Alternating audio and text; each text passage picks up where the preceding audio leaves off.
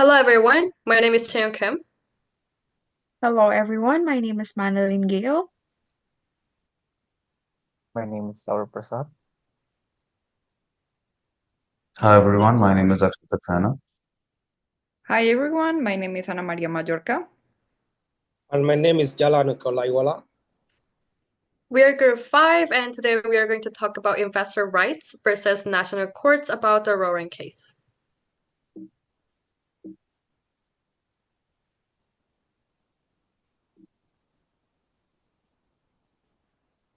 The Roaring Group was a Canadian funeral company started by Raymond Roaring.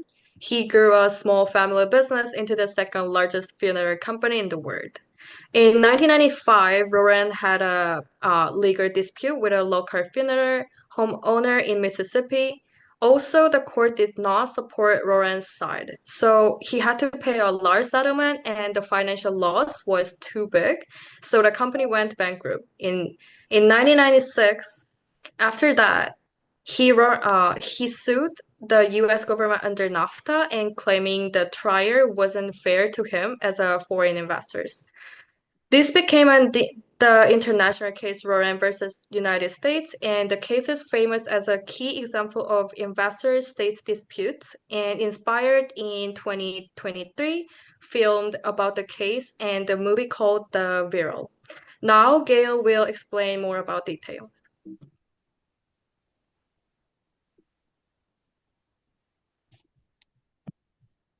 So I will be discussing why did they file the lawsuit. So reason for filing is that one filed the lawsuit after an auto accident involving negligence caused him harm and led him to seek $200,000 in damages. In addition to that, did Bill's action constitute negligence, making him liable for damages to one? Also, does California state or federal court have jurisdiction over the case? Next slide, please. So for rule, state court jurisdiction, California state courts have both personal and subject matter jurisdiction. One is a California resident and Bill as a non-resident is subject to personal jurisdiction under California's long-arm statute since the accident occurred in California. So for federal court jurisdiction, the Federal District Court in California has a jurisdiction based on diversity of citizenship. One and Bill are from different states, and the damages sought to exceed $70,000, meeting federal requirements. So, jurisdictional choice, one could file in either state or federal court based on the specifics of his case. So, for the next slide, it will be discussed by Saurav. Thank you, Gail. Let's start with the arguments made by the claimants in the Lowen case. The claimants argued that the Mississippi court's handling of their case amounted to a denial of justice under the international law. They claimed that the court's procedures were biased and discriminatory, leading to an excessive jury award. The claimants alleged that the United States violated several provisions of NAFTA, specifically Articles 1102, 1105, 1110. They argued that the treatment they received was unfair and unequitable, and it effectively expropriated their investment without proper compensation. Additionally, claimants contended that they had no adequate remedy under the US law. They argued that the appeal process was prohibitively expensive and unlikely to succeed, leaving them with no viable legal options with the United States. Now, I will transfer to Akshat for presenting the tribunal's interpretation. Thank you, Saurabh. So let us see how the US government defended itself and how the tribunal interpreted Lowen's claims.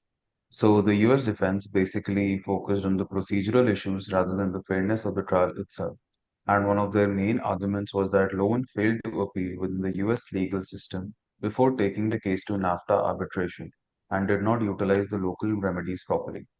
However, the thing is that in Lowen's case, the appeal bond was around $625 million, which was even more than the company's net worth at that time. And he argued that this made the appeal practically impossible. Since Lowen failed to do so, his claim was dismissed on procedural grounds. Another major point to be noted is that Lowen lost his status as a foreign investor. So during bankruptcy, the company was restructured and became American owned. So according to the NAFTA's Chapter 11, only foreign investors can file claims against the member state. And since loan was no longer Canadian at the time the case was heard, the tribunal ruled that it could no longer sue the US government under NAFTA. However, there is another interesting fact. The tribunal acknowledged concerns about fairness in the trial and suggested that the trial process might have been biased against Lowen as a foreign company. However, the tribunal never ruled on whether the trial itself violated NAFTA or not. Next slide, please. So let us now discuss the court's final decision. So the tribunal's decision in Lowen versus United States had various long-term consequences and reaffirmed a lot of major points. So the most important point that they reaffirmed was that all the investors must exhaust all domestic legal remedies before pursuing international arbitration.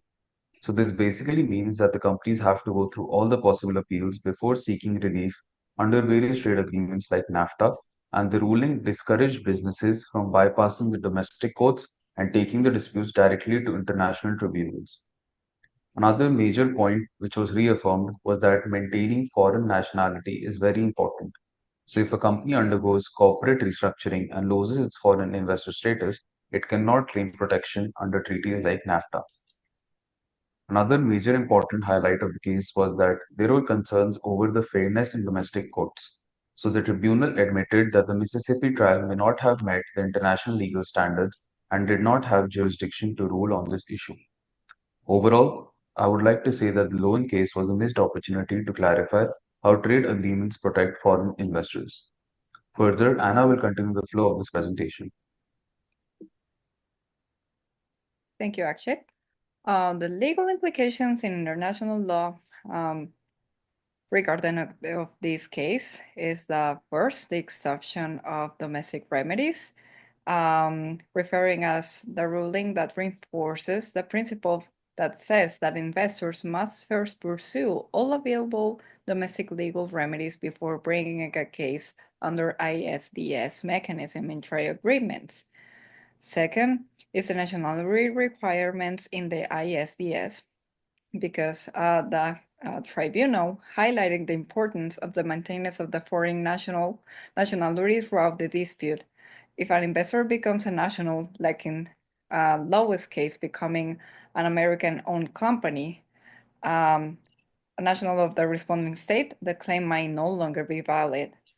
Third is fair and equitable treatment standard, which it says that basically the case raised concern about the potential bias in U.S. courts against foreign investors.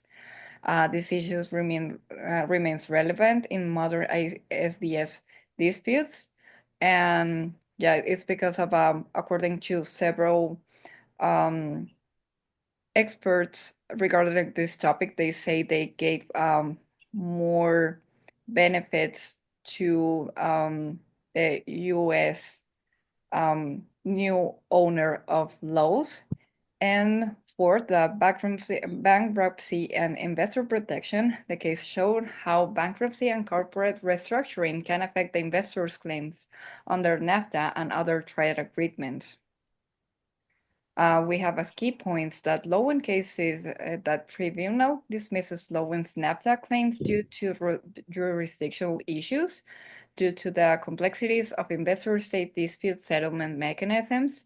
It also says that the federal district court in California may also have jurisdiction to hear this case, and the total amount of the claims asked by Juan and Bill, which is $75,000. So we are moving on in the conclusions with OK. Yeah, thank you, Anna. So one essential lesson I personally learned from this case study is that don't be greedy when making a contract. It is quite unfortunate. Imagine a big company like Lowen Group has went bankrupt due to their selfish behavior and greediness. So in conclusion, based on the outcome of the case judgment, while taking note on the jurisdictional issues, the tribunal had to dismiss Lowen claims because they did not meet the legal requirement needed for international arbitration under NAFTA's rules. Additionally, it is well noted on their failure to demonstrate remedy, since Lowen could not prove that they had no other reasonable and adequate way to resolve their issues within the US legal system, which was necessary before they can actually proceed to claim NAFTA. Again, the NAFTA tribunal tend to criticize the Mississippi trial because the case seems to be unfair and for Lowen inability to meet basic international standards for fair treatment and equitable. The court case is now the subject of a new moving title, The Burial, and it is streaming on Amazon Prime. Very interesting movie, I must say. And you might want to grab some time to watch it. From my humble self and team members, we say thank you for listening. Bye. Thank you. Thank Thank you. you.